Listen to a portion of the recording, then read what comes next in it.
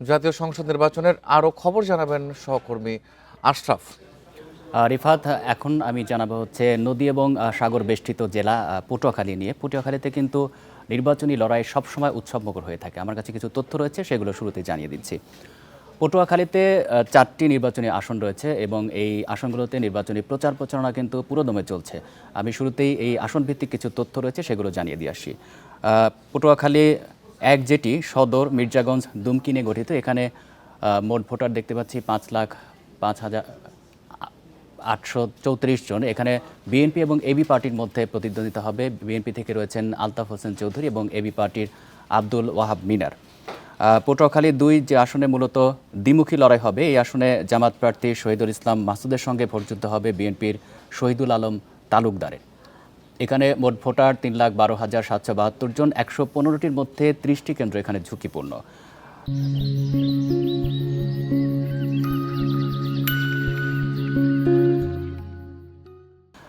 গলাচিপা, 10 মিনা এবং পটুয়াখালী নিয়ে যে 3 আসনটি, এই আসনে গণ অধিকার পরিষদের নুরুল হক নূরের সঙ্গে লড়াই নেমেছেন স্বতন্ত্র প্রার্থী হাসান মামুন। এবং পটুয়াখালী 4 যে আসনটি, এখানে 4 জন প্রার্থী দেখতে পাচ্ছি। বিএনপির এবিএম মোশাররফ হোসেনের সঙ্গে তুমুল লড়াই হবে ইসলামী আন্দোলনের প্রার্থী মোস্তাফিজুর রহমানের।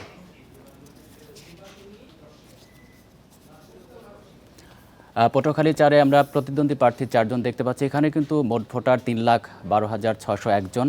ভোট কেন্দ্র 111টির মধ্যে আমরা ঝুঁকিপূর্ণ 7টি কেন্দ্র দেখতে পাচ্ছি।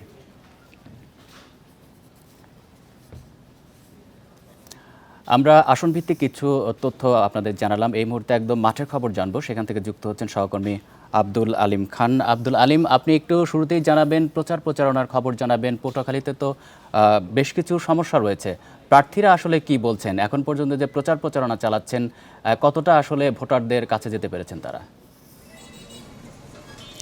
জি, আপনি যেমনটা বলছেন, পটুয়াখালী 1 আসন, পটুয়াখালী সদর, দুমকি এবং মির্জাগঞ্জ নিয়ে পটুয়াখালী 1 আসন।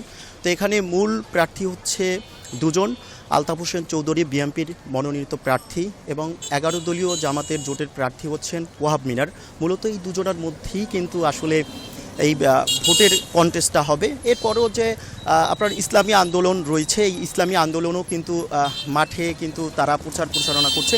তবে বললে চলে যে 4টি আসনের মধ্যে পটুয়াখালী 1 আসনে কোনো ধরনের সহিংসতা বা কোনো ধরনের অরাজকতা কিন্তু এখন পর্যন্ত তৈরি হয়নি, বা কেউ কাউকে তিরস্কার করেও কোনো ধরনের কথা বলেনি। তো পটুয়াখালী 4টি আসনের মধ্যে খুবই শান্তিপূর্ণভাবে আসলে নির্বাচন অনুষ্ঠিত হবে পটুয়াখালী 1 আসনে।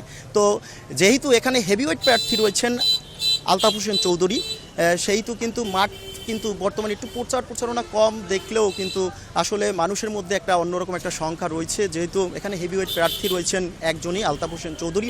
এজন্যই মূলত একটু প্রচারণা আমাদের চোখে একটু কম পড়ছে। এই বিষয়ে একটু জানতে পাই যে বাউফল, কলাপাড়া এবং গলাচিপা, এখানে তো নদী ভাঙন একটা বড় ইস্যু, এবং এখানে বাঁধ নির্মাণের একটা দাবি দীর্ঘদিন থেকে রয়েছে। তো স্থানীয় যারা ভোটার রয়েছেন, তারা আসলে যারা প্রার্থী, তাদের কাছে কি চাচ্ছেন? প্রার্থীরাই বা কী ধরনের প্রতিশ্রুতি দিচ্ছেন?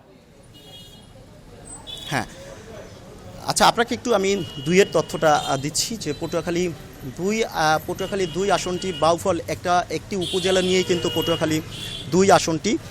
এখানে আসলে বিএনপির মনোনীত প্রার্থী হচ্ছেন যিনি রয়েছেন, বিএনপির মনোনীত প্রার্থী যিনি রয়েছেন শহীদুল আলম তালুকদার, তিনি বিএনপির মনোনীত প্রার্থী। এবং সেখানে কিন্তু আপনার যে জামাতের যিনি প্রার্থী রয়েছেন ডক্টর মাসুদ, মূলত এই দুজনের মধ্যেই কিন্তু কন্টেস্ট হবে।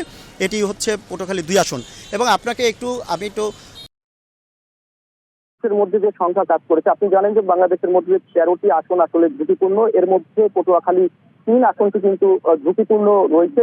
সেখানে আপনি জানেন যে গণ অধিকার পরিষদের সভাপতি যেটি নুরুল হক নূর, তিনি কিন্তু সেখানে বিএনপি আসলে জোট প্রার্থী বললেই চলে, বিএনপির জোট প্রার্থী যেটি নুরুল হক নূর, তিনি কিন্তু সেখানে প্রতিদ্বন্দ্বী করছেন পটুয়াখালী 3 আসনে। সেখানে কিন্তু আসলে আপনি জানেন যে কিছুদিন আগেই কিন্তু ব্যাপকভাবে 2 গ্রুপের সংঘর্ষ, ছোট বড় বেশ কয়েকটি ঘটনা কিন্তু ঘটেছে পটুয়াখালী 30 আসনে।